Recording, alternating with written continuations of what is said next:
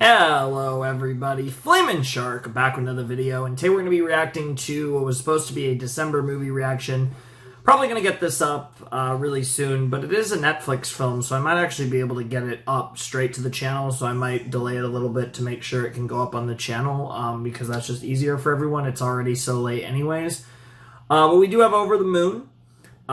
This has been on the polls a few times. This was the last poll. I've kind of temporarily retired the poll. I still plan to react to animated films and even potentially some live action films in the future. I'll probably post like a comment on this, but like, because I know, like, for example, like I saw a few Patreon comments, and I'm sure there's plenty on other places about like apparently the Puss in Boots movie that recently came out is really fucking good. So obviously I'll check that out at some point, and I do plan to do that eventually. And I have a specific live action movie that I've been putting off watching for months, specifically because I've been recommended. One, I know there's some people that want me to react to it, and like a really good friend of mine has, who I think has a really good grasp of these type of things, thinks it's a tremendous movie as well. And I watch a lot of live action movies, but I put off watching this one for a while. So various things. I do think there will be some movies I'll be checking out on the channel moving forward. And of course, this also, again, fits in a little more time to fit into the whole Konosuba movie, which I definitely want to react to sooner rather than later, given the fact that the Konosuba spin-off series is coming soon, and season 3 eventually. Obviously, No Game No Life movie is eternally there, as is the Eva rebuild. So there's a lot of films that I have to watch anyways. And I've just felt like I don't want to force it with the movies reactions anymore. I think I'm just going to do the movie reactions when I feel like it. If I'm in the mood to record something different than a movie, or different than one of my rotational series, I'll record a movie reaction. So there could be a month where you get no movies, there could be a month where you get more than one movie. But I'm just going to kind of wing it from this point forward after this movie reaction, of course, which is late because I spent, for various reasons, December I was absent, and the first half of January I was absent, barring a couple sparse videos. But I don't know when this will go up. Probably late January sometime, but it should be around mid-January, like around the 15th, 16th, 17th, 18th, somewhere in there is when I think everything will have fully finished, and I will be fully posting normally, and I will try to make up for lost time. And it's still super early in the year, so hopefully we can still have a crazy consistent 2023, even if it got off to a slow start. But I'm kind of thinking of it, I'm kind of just considering January a wash right now, and considering February the start of our year, and I just want to get some momentum going in late January for the rest of the year, channel-wise. It wasn't really planned that way, but I kind of, even though there were a couple videos that have come out in the last month plus, I'm kind of just looking at it as an extended hiatus. And yeah, I don't think this will be the first video back, so everything I'm saying is kind of irrelevant, but I am recording this before I record the final 3 episodes of the Haikyuu Season 4 premiere video, which will probably be the return, the proper return. I think that'll be the first video that goes up. It'll probably be Haikyuu. Maybe this after that. It really depends, because like I said, I could post this first, but I probably, knowing it's a Netflix film, I probably will be able to get it up without much issue, but sometimes that takes a little longer to get everything set, depending on what the copyright situation might or might not be for this film. I know nothing about this film. It's an animated film. It came out in 2020, and that's all I know. It's called Over the Moon, so for whatever reason, that makes me, because I'm a huge wrestling fan, makes me think of a moonsault, going over the moon, and also because, yeah, don't really have anything to say, though. I don't know. I mean, this could be anything. I mean, it's obviously going to have it's going to be thematic to the moon in some way, but, assuming Luna's not going to show up, I don't really know what to expect. I guess that's another movie I still have to watch. I never watched the G5 MLP film or any of that stuff. God, so many things to watch, but we're gonna get around to a lot of things. I know I say it all the time, but I have a good feeling about this year. I really do. And I know people should have no reason to have high hopes, but hey, it's better that you have low expectations so I could blow them out of the water, to be perfectly honest. But I don't know. By the time this goes up, I might have been back for a while, and this whole like intro was pointless. But we're probably gonna need two cuts for this film. It is an hour 40, so almost certainly I'll just say yeah, there'll be two cuts. So let's just jump in and let's start Over the Moon, the first third, or who knows how I'll slice it, but the first portion, the first section of Over the Moon will commence in 3, 2, 1, and play.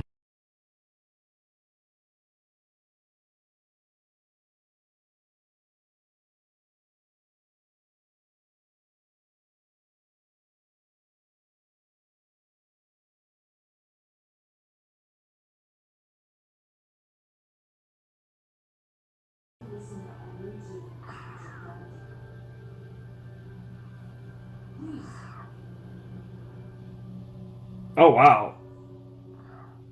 There's 14 minutes of credits. That's insane. Oh my god. Okay. Well, that was oh man. Let me Oh, that was Over the Moon. That was a good movie. I had no idea what to expect. I mean, this is one of those that I kind of accidentally, when I was, I wouldn't have even known this movie existed. But yeah, it was fun. I thought the songs were really good. You guys know I love a musical. It was one of the things I really enjoyed about, one of the things I really enjoyed about, Steven Universe, MLP. That was Ken Jeong, okay. There's been a few series that I've done on the channel that have had like musical components in them, and obviously quite a few movies I've reacted to that have had musical components in them, and I always appreciate, yeah, unsurprisingly, Sandra Oh is in like all of these.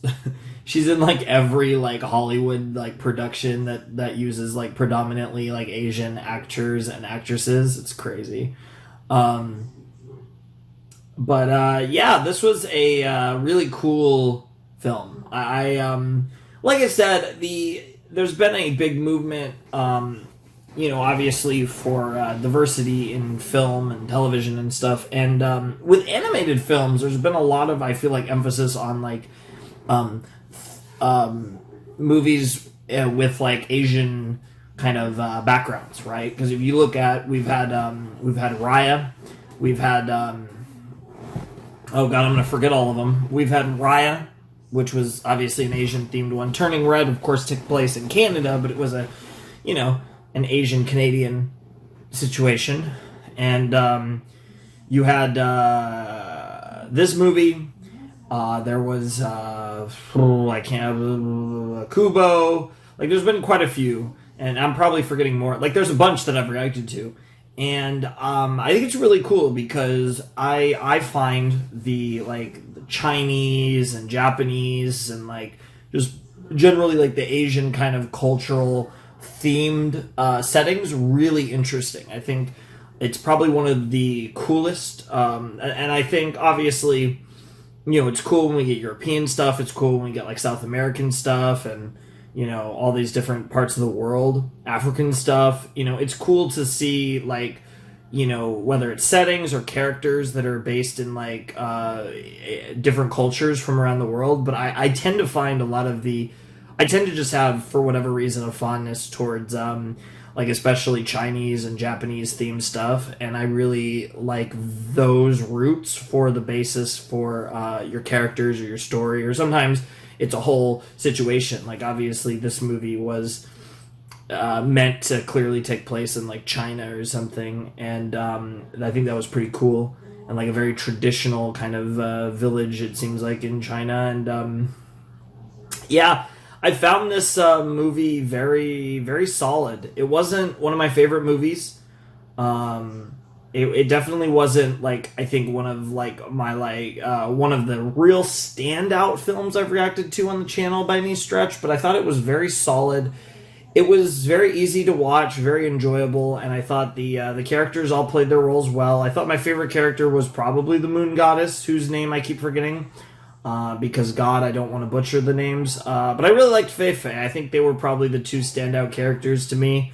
But I don't think there was any character that just like blew me away. I think that would have maybe, if something could have elevated this film, maybe would have been a blowaway character. I ended up not really disliking any of the characters, though, which is pretty cool. There were definitely a few that could have been more annoying than they were, and they weren't, so that was nice. But I definitely ended up finding this movie very entertaining and very, very enjoyable, and I think it had with these type of films, you always want to see a very wholesome message, and obviously family is one of the most common routes that people take with this type of stuff.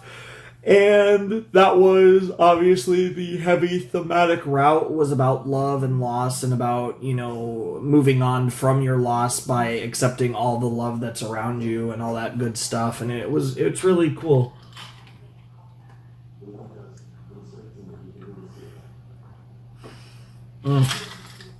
That's something that I really appreciated about this film, and I think it did it very well. I think it got its point across really well, and for that, I really enjoyed it. I thought the animation looked really cool. Obviously, the colors were very vibrant, and sometimes maybe a little too vibrant, but that's what the vibe they were going for. And certainly when it, like when we had the scene, with the Moon Goddess and Fei Fei near the end, where, it was the darkness and everything, the contrast of the darkness compared to all the bright colors on the moon definitely created more of a mood, because we were used to such a vibrant color palette that when everything goes dark, it amplifies the tenseness of the scene, and so in that sense, I definitely think the oversaturated colors did kind of pay off in a way really well when we got the contrast, but it was still a little too bright and colorful for me. And that's coming from someone who, again, watched 9 seasons of My Little Pony Friendship is Magic. And obviously, as bright and colorful as that is, MLP is very pastel, whereas like this is it is bright in every sense of the word. And it was definitely vibrant and cool looking, but man, there was a lot of color and bright color in this movie, and it popped. And that certainly made it a colorful viewing experience, to say the least. But I did really enjoy this movie. I thought it was really fun. I think everyone did everything really well, and I definitely enjoyed it. We still have a lot of time left. I'm wondering if my file is like over time, and there's maybe like 2 or 3 minutes of nothing at the end of it, perhaps. But I guess it is a Netflix movie, so it probably has credits of all the different languages at the end, so it's probably a bit shorter than it comes off in my file. But the songs were really good. I thought I thought Ultra Luminary was wild. I thought Hey Boy was really good. I thought the Moon Goddess songs were great. And it was really well done. I really enjoyed this film, and I don't really have much else to say, so I'm probably just going to call it a day whenever these credits wrap up, because I do want to give all of the people their just desserts, their due here, but really fun times. I definitely enjoyed the movie quite a bit, and this is, for the time being, my last kind of monthly movie reaction. I will be reacting to more movies. Like I said, I do plan to watch the Puss in Boots Last Wish movie, because I've heard apparently that movie's incredible. So I'm certainly intrigued, and I have some other movies, planned for down the line, and like I want to watch Belle at some point. I want to watch. There's some, like I said, there's other things. Like I have other things, but it's kind of one of those things where I kind of am sick of making the monthly movie polls, and I don't mind, like I said, if less people are on my Patreon anyways, because it's like, I don't need the money. I appreciate it greatly, and it's great, to support the channel, but it's one of those things where right now I think I just want to focus on doing movies whenever I feel like it, and otherwise just focusing on the Let's Plays, the rotational reactions, and whatever other series I'm doing. So yeah, ladies and gentlemen, boys and girls, as United have decided, without any further ado, it is time for me to bid you adieu. The Flamin' Shark signing out. Hope you guys have a wonderful, fantastical day, and I'll see you next time with another video. Thanks for watching.